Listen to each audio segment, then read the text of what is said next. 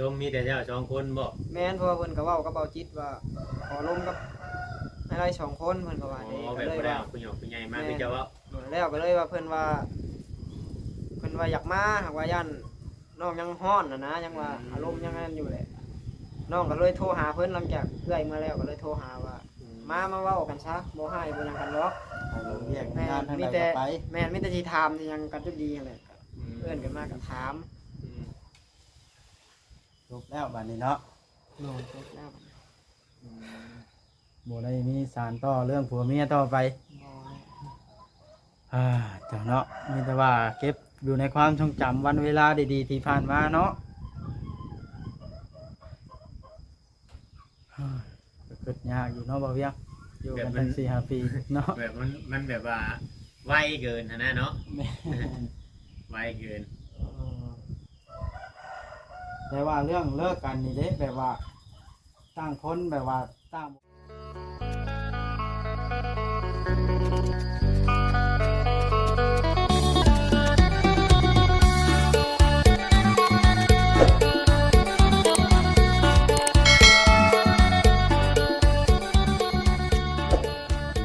หน่อยดูเปิดภาพขึ้นก็ได้มาหาเบาไล่เนาะในเมื่อเฮาได้พูดคุยกับทางน้องแต่เพิ่นจบเป็นที่เรียบร้อยแล้วแต่ว่ามาถามจากปากเบาไล่สักก่อนพี่น้องเลย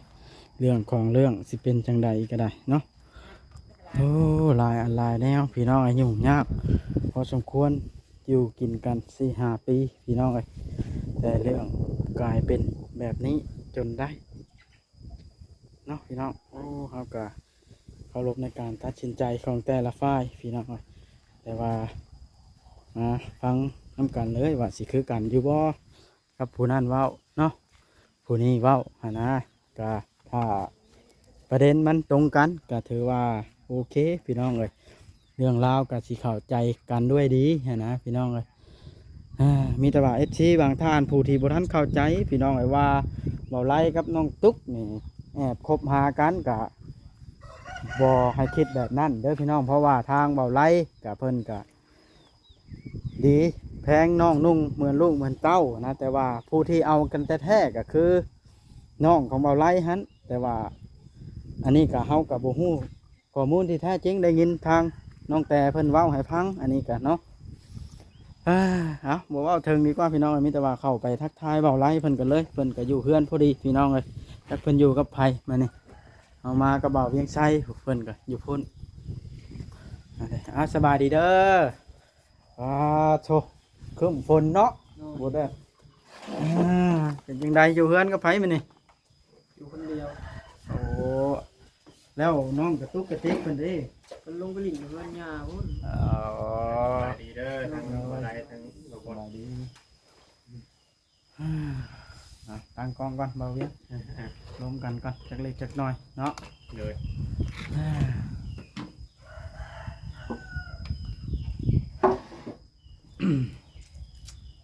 เรื่องของเรื่องก็คือว่าละมาในมื้อนี้กันเนาะเบาเวียง คือว่าจบเรียบร้อยบ่บัดนี้ โดนว่ากันแล้ว เว้ากันครั้งนี้แล้ว โดนเพราะว่าแต่เพิ่นมาที่ว่านนี่น่ะ เออ โทรหาเพิ่นมาก็เลยล้มกัน ความเข้าใจ โดย บ่ได้คิดเทียงในการลงนะ ดมมีแต่เจ้าสองคนบ่ แม่นเพราะว่าเพิ่นก็เว้ากับเบาจิตว่าขอลมกับให้ได้สองคนเพิ่นก็ว่า อ๋ นี่ อ ก็ แบบ เลย บ่ได้ ว่า เอาผู้หญิงผู้ใหญ่มาคือเจ้าว่า แล้วก็เลยว่าเพิ่นว่าอยากมาหากว่าย่านน้องยังฮ้อนนะยังว่าอารมณ์ยังนั้นอยู่แหละน้องก็เลยโทรหาเพิ่นหลังจากเอื้อยมาแล้วก็เลยโทรหาว่ามาเว้ากันซะบ่ให้บ่หยังกันหรอก เราเรียก แม่ งาน น ทาง มี ใด แต่ ก็ไป แม่นมีแต่สิถามสิหยังกันจุดีนั่นแหละเอื้อนกันมาก็ถาม จบแล้วบัดนี้เนาะ โน่นจบแล้ว บ่ได้มีสารต่อเรื่องผัวเมียต่อไปเจ้าเนาะมีแต่ว่าเก็บอยู่ในความทรงจำวันเวลาดีๆที่ผ่านมาเนาะก็เกิดยากอยู่เนาะบ่าวเวียงอยู่กันตั้ง4-5 ปีเนาะ แบบมันแบบว่าไวเกินนะเนาะไวเกิน แต่ว่าเรื่องเลิกกันนี่เด้แบบว่าตั้งคนแบบว่าตั้งบ่เข้าใจกันละ แยกกันอยู่เนาะ แม่นก็เว้ากันไปแล้วย่านว่ามันสิบ่คือเก่านะเว้ากันก็เพราะว่าก็ถามกันไปแล้วถ้ากลับมามันสิคือเก่าบ่ก็ถามกันนะ อืม มันก็แบบนั้นมันก็ยังจักสิว่าอันใดดีนะ มันคันมาอยู่นำกันกับเรื่องมาห้องมาแหงเนาะ แม่นถามว่า ให้คำตอบกันบ่ได้ แม่น บ่ ก็คือ ง่าย ว่า ๆจ้ะ ถามกับเพิ่นก็ว่าคันเนี่ยใดต่างคนก็ต่างนะสิคืนไปบ่มันสิรอดบ่นะถามมันสิไปเฮาใช้ถามกันแล้วก็ ลมกันจบมานะ โดย แล้วเพิ่นก็มาเอาเครื่องเพิ่นบ่มื้อเช้านี่ แม่นมาเอาอย่างเอาตู้อย่างแน่ เอ เอาปั่นเครื่องกัน แม่น โอ้ ว่าปันให้เพิ่นนั่นแหละมันมีนั่นอยู่ แล้วจากนี้ต่อไปเบาไล่สิอยู่ในไสบ้านน่ะ อยู่นี่แหละ สิอยู่นี่เลย แม่เพราะว่าเฮามีเวียกมีงานเฮาก็ไปเฮ็ดนะเพราะว่าเตเพิ่นก็ว่าให้อยู่นี้ ก็คืออันไอ้บุญเว้าแหละอ้ายถ้าว่าสิว่าเฮือนเตบ่ก็บ่แม่น อ่ะหมุงโทรมาเนาะ แม่น โตมีแต่ว่าตั้งใจแล้วบัดนี้เนาะเพื่อกลับมาบ่เห็นหน้าเมียคือเก่าเด้เจ้าสิเฮ็ดได้บาดน่ะก็ทำใจแล้วเนาะอ่า ถ้าสมมติว่าตอนนี้บ่ง่ายๆว่ามันยังฮ้อนอยู่ โดย หรือว่ามันนั่นแหละสมมติว่าอยู่ไปประมาณ4-5 มื้อหรือว่าเดือนหนึงเนี่ย คิดสอนเพชรเนาะ ทิศสองทิศจากมีผู้ใดผู้หนึงมีพายลายพายหนึงว่าซั่นซะบ่แม่นเจ้าหรือว่าน้องเตแบบ โดย อยากกลับเข้ามาหากันอีกอยู่ยังสิเปิดอกคุยกันอยู่บ่ โดยก็บ่แน่กันนะก็บ่แน่อีดอก เพราะว่ามันบ่มีหยังแน่นอน เว้าบ่ได้บางคนป้ากันไปแบบ7-8 ปีก็ยังกลับมาเอากันก็มี แม่นแม่ แต่ น ว่ากลับไปเอาทางนั้นก็ได้ลูกได้หยังใหม่มาแล้วก็ยังกลับมาเอากันก็มีนะ แม่นเพราะว่า ก็บ่ เค แน่ ยเห็นอยู่เนาะ โดยบ่แน่คือกันแหละ อ่าแต่ว่าตุ๊กติ๊กเด้เพิ่นสิอยู่ไสถ้าสมมุติเจ้าอยู่นี่ ตุ๊กอะอยู่นี่แล้วติ๊กอยู่พุ่นแล้วติ๊ก เอ้าในเมื่อเรื่องมันถึงขนาดนี้เพิ่นอยู่นี่นะเพิ่นอยู่กับไผน้องตุ๊กนะ จักสิว่ากันแล้ว คันสมมุติว่าเจ้าบ่เว้านี่มัน FC สิผู้ที่เบิ่งนี่มันสิคิดไปลายที่บ่ดีกับเจ้านะเนาะบ่เวียง มันสิบ่งามอีก แม่น ในเมื่อ ก็คือเว้าก็คือแต่ก็เคยเว้าเนาะว่า แม่น อันแบบก็เอากับน้องของน้องชายของน้องนี้ แต่ว่าก็คือเว้าแหละ น้องตุ๊กนั่นแล้วอยู่กับน้องชายของเจ้านะเนาะบ่แม่นว่าอยู่กับเจ้านะเนาะฝากบอก FC ให้เข้าใจเลยในคลิปนี้นะ แม่นเพราะว่า ว่าย่าน FC เพิ่นคิดว่าเจ้าได้เป็นต้นเหตุที่ว่าให้น้องเตกับเจ้านี่เลิกกัน บ่แม่นได้บ่ ตา แม่ ม นบ่ FC แม่น เพิ่นมอง บ่เกี่ยวกับตุ๊กกับหยังเลย โอ้ แม่นเจ้าต้องแจ้งให้เพิ่นทราบเลยว่า ที่แต่น้องตุ๊กอยู่นี่นะบ่แม่นว่าเกี่ยวกับมีความสัมพันธ์ทางผัวเมียกับเจ้า แต่ว่ากับน้องชายเจ้าเนาะ โดยแม่นเพราะว่าเพิ่นก็มักฮักกันแหละประจักษ์แนวว่านั่นอยู่เพิ่นคือกันมันห้ามบ่ได้ในเรื่องแบบนี้เนาะ แม่นแม่นแม่นแม่น ถ้ามักฮักมันก็คือไผคือกัน เป็น นะ สิ่งสวยงาม แม่น เฮาสิห้ามจังไดก็บ่อยู่ดอก เด้อนี่ล่ะ FC คือสิหายของใจแล้วผู้ที่คิดว่าแนวนั้นแนวนี้กับเบาไลเนาะ เลย โอ้ยเลี้ยงมาชำน้องชำนุงแท้ๆมันบ่คิดบ่เฮ็ดดอก แม่นอยู่เพิ่นก็เชื่อเจ้าอยู่ว่าก็แต่เด็กได้เข้ามากับน้องๆเพิ่นยังน้อยๆอ่ะดีเลย โดยยังน้อ แต่ ย บ่ได้รับเลี้ยงมานี่ น้องกระตุกก็ยังช้ำน้องกระติกนักยังช้ำน้องอันอีหยังนะน้องมิกเดี๋ยวนี้ก็บ่จักแต่คิด เนาะ เนาะ จำน้องติ๊กน้ำนี่น่ะ นั่นน้อยๆเลยเนาะ อย่างน้อยน้องมิกก็ยังบ่ได้นุ่งมาเสื้อผ้าใช่ไหมก็ง่ายๆจ้ะอย่างน้อยเฮ็ด เนาะก็ถือว่าช่วงนี้อยู่ในระหว่างการทำใจอยากลำบากในจักหน่อยเนาะ โดยแม่นครับ แต่เรื่องมันไวเกินไป เว้าเข้าใจกันนะก็พอมาก็บ่ได้สิว่าให้เครียดหยังกันลึกดอกนะมีแต่ว่าถ้าคือเว้านะถ้าว่าฮู้โตว่ามันสิไปกันบ่รอดแล้วก็คือว่า จักหน่อย นั่นแหละ มาอยู่ร่วมกันอีกบ่เฮิงก็จักหน่อยสิว่าเรื่องหาเรื่องพิษกันอีกเนาะ แม่น ถ้าว่าเฮาอยู่ร่วมกันนะ ถ้าว่าเฮาไปแบบนี้มันสิดีกว่านะถ้าสมมุติว่าเฮาไปเนาะมันคือสิบ่ดีซำอยู่นำผู้เก่าผู้หยังก็มันก็บ่แน่ได้แบบนั้นก็เนาะอ้าย แม่นแม่น สมมุติว่าคือน้องคือกันโอ้ยแบบนี้มันบ่ได้แล้วอยากกลับไปอยู่กับลูกกับเมียก็เดี๋ยวโทรว่าลูกกับเมียก็มี ในเมื่อมันบ่เข้าใจ แม่ กัน น อยู่กันไปก็มีแต่ก๊อกๆแป๊กๆเนาะ บางทีเฮาออกไปเฮาเฮาอาจสิคิดได้แบบใดแบบหนึงก็ยังดีนะ ห่างกันสักพักนะมีแต่ว่าภัยอยากมักฮักภัยละมีแต่ว่าเอากันบ่ให้หึงให้ยากกัน แม่นๆ เนาะ ถามว่ามื้อใดมันแบบเฮาคิดแบบใดแบบว่ามันจะ กลับมายุ่มกันบ่กับอาจจะเป็นไปได้นะแต่ว่าถ้าว่าช่วงนี้เฮาอยากมักอยากฮักผู้ใดก็เอาโลดแบบนี้แหละอ้าย โดยโดย คือน้องยกตัวอย่างสักครั้งว่าปะกัน7 ปี 8 ปีก็ยังกลับมาเอากันก็มี อาชีพคนมันบ่แน่นอนบ่เนี่ยมันก็เคยเห็นมาหลายคู่เลิกลากันไปแล้วว่าคักและเว้าว่าคักว่าหยังเนี่ยจนเว้าพื้นกันให้ผู้นั้นผู้นี้พังแหละแล้วก็ยังกลับมาเอากันคือเก่าเคยมีอยู่แล้ว โดดแม่นอยู่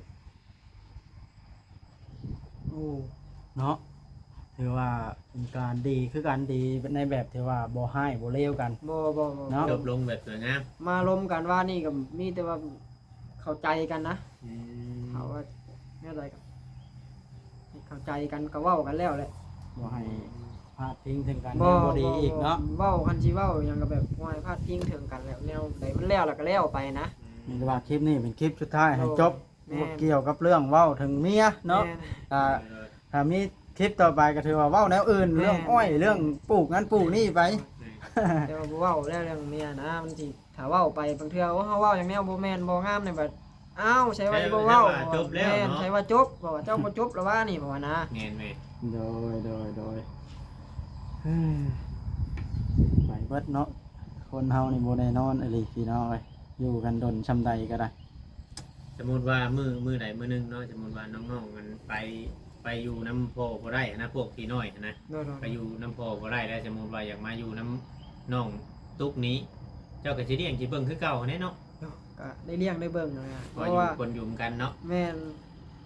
เว้าง่ายๆเพราะว่าน้องนุ่งเขาก็บ่ได้เครียดได้หยังนะมีแต่ว่าเพิ่นเอามือก็คือแม่ของเพิ่นน้องเพิ่นบางเทื่อพิษให้กับน้องอ้าวบางเทื่อบ่แม่นน้องตัวเองได้นี่บ่ว่าเฮ็ดเป็นบ่แม่นก็มี แม่ ให้ตีหยังบ่ความใจให้นะเพิ่นก็คิดย่านน้องก็บ่จักหักคือสมมุติว่าเป็นน้องก็สิเอาเมืองคือกันนะ แม่น เพราะว่าน้องนุ่งเฮาเนาะ แมน เป็นไผก็เอาเมืองกันแหละถ้าว่าก็คือว่าถ้ากลับมาก็แนวใดก็ได้เลี้ยงเฮาก็เลี้ยงแต่น้อยอยู่แล้ว เดี๋ยวหน่อยจำบ่ง่ายๆว่าจำเขาเอิ้นพ่อเอิ้นแม่เลยนะ แม่นมิกก็เอิ้นพ่อมิกก็เพิ่นบ่ได้เอิ้นแนวอื่น ถามเรากินฮอดอยู่ได้ถามเราหะเนาะ แมนฮอ เรา ด กินฮอดทั้งนี้อยู่ได้ พอไลป้าน้องเอิญนะเนาะ ทั้งน้องติ๊กทั้งน้องมิกอยู่นะ แม่นแต่ว่าน้องตุ๊กนี่เฮ็ดให้ FC เข้าใจผิดหลายเนาะว่าอยู่นี่แหล้วว่าหมู่มานอนนำว่ามันละยากหนนะเฮ็ดให้ FC เข้าใจผิดเจ้าFC เจ้านะเข้าใจเจ้าผิดบ่แม่นหยังดอกว่าเบาไล่นี่เป็นคนบ่ดีนั่นนั่นนี่ ผู้คนเข้าใจก็หลาย แม่ ผู้คนเข้าใจได้เพราะว่าทางนั้นน้องเตเราก็เป็นคนเว้าอยู่แล้วเนาะ แม่ ว่าอันเราได้อันเอากับน้องมันของบ่ไล่น้องเลยแต่ว่าผู้คนเข้ามาใหม่บางคนเข้ามาใหม่เพิ่นก็ยังถามว่าเรื่องหยังมันเกิดหยังขึ้นจังซั่นจังซี่นะ แบบคนเก่าน่ะแต่เพิ่นเคยเบิ่งที่ผ่านมาน่ะวันนี้แหละเพิ่นมาเบิ่งบัดนี้เกี่ยวกับมันครอบครัวของบ่ไล่ครับน้องๆนี่แหละบางคนมาเบิ่งใหม่ เอาแล้วก็คือเห็นวันเวลาที่เคยสวยงามมาบางหนาวยังออกอยู่เนาะ แม่นมันสิบ่คิดเสียดายยังคิดฮอดกันที่มันเป็นไปบ่ได้ดอก โอ้โห อยู่กันมาเลย เคยทุกข์ยากทำอะไรก็สู้ชน แม่ เนาะ นน้องก็ยังบ่เคยคิดแต่ว่ามันสิเกิดขึ้นเรื่องนี้ได้ ในเมื่อหักแพงกันดีอยู่ แม่นผมบ่เคยคิดเลย อืมนี่แหละชีวิตคนเฮา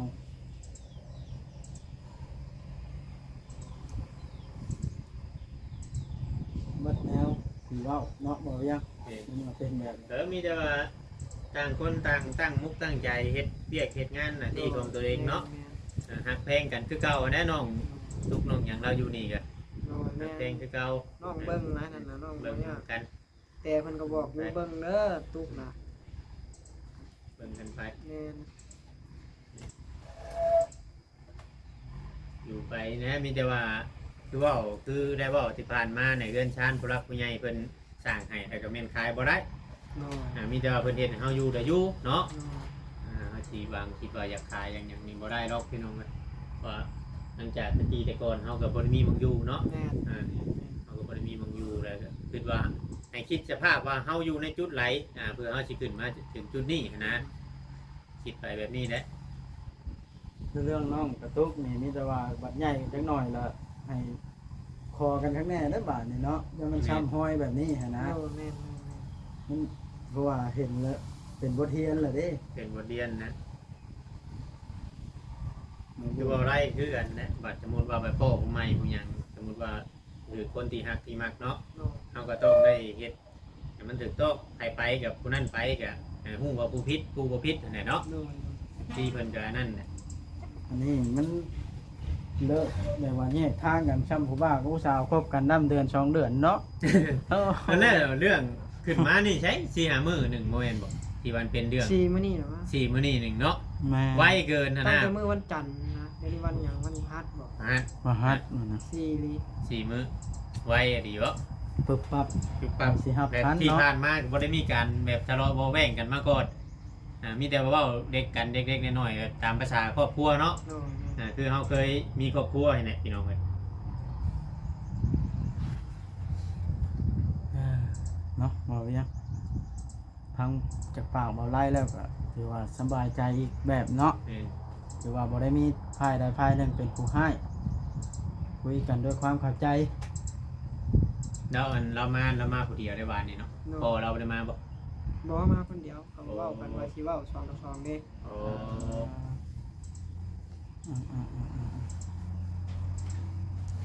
เพิ่นมาเว้าแล้วเพิ่นก็เมื่อ บ่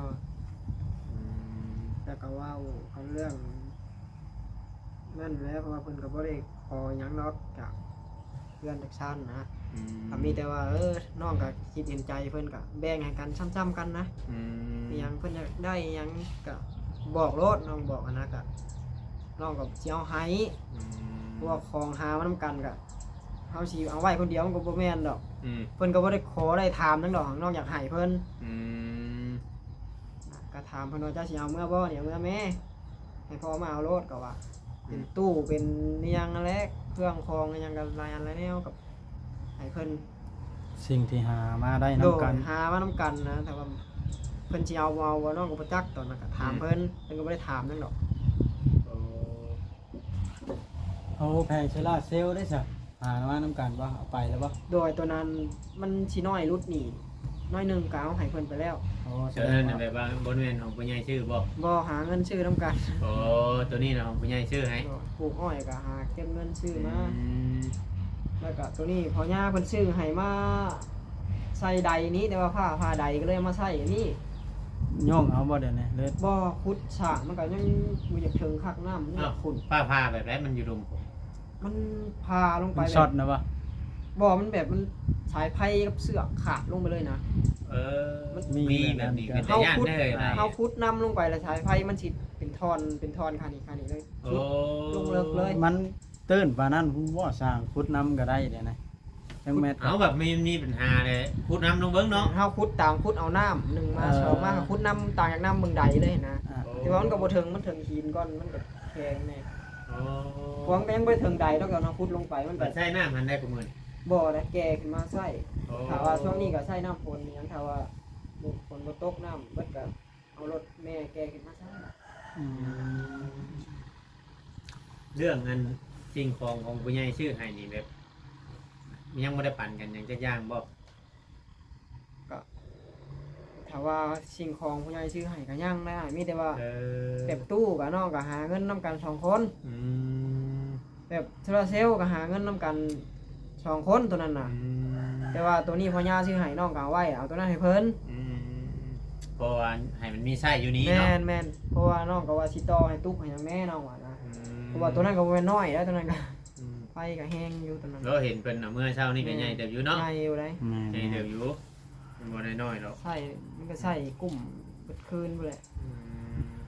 ไทยซื่อน่ะเนาะ แม่นพัดลมไปอย่างได้พัดลมไปอย่างนะ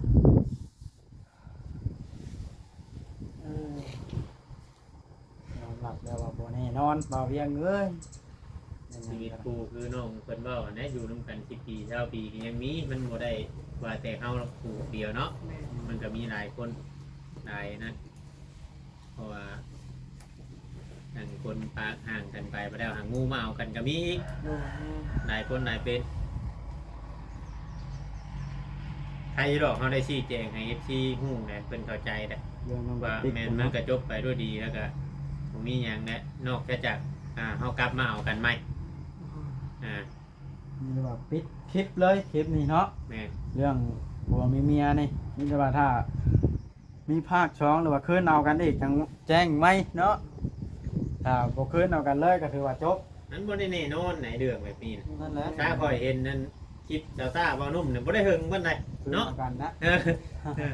แค่เดียวหนึง แห่งผู้ใหญ่เว้ากันนะเนาะ แม่นะแห้งว่ารุ่นนักทานแบบจีกใบน้ำตกน้ำตาลทักแน่อันนั้น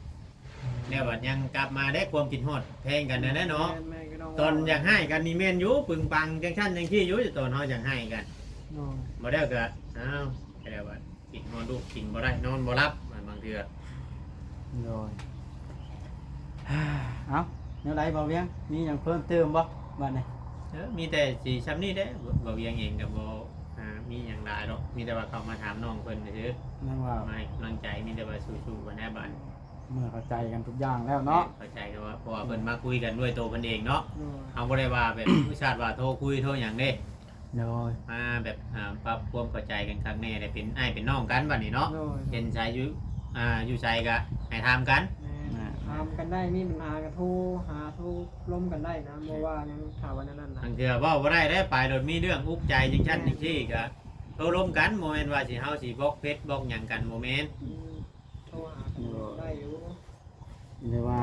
ทางเฮากับบ่มีหลายนี้จะให้คำอวยพรขอให้ทั้งสองท่านเจอสิ่งดีๆได้บาดนี้เนาะเลยเอ้าจบสบายดีพี่น้องพี่น้องเอ้ยคลิปนี้ก็สิได้ขอจบคลิปลงซ้ำนี่แหละพี่น้องเลยเพราะว่าเรื่องก็จบแล้วเนาะมีแต่ว่าเอาสิบ่สานต่อในเรื่องนี้ในเมื่อจบกันเรียบร้อยแล้วขอให้น้องๆทั้งสองคนเจอสิ่งที่สวยงามบาดนี้พี่น้องเอ้ยบ่ให้เจอสิ่งเลวร้ายอีกต่อไปโอเคพี่น้องเอ้ยมีแต่ว่าสิได้ขอจบคลิปลงซ้ำนี่แหละเนาะโอเคพี่น้อง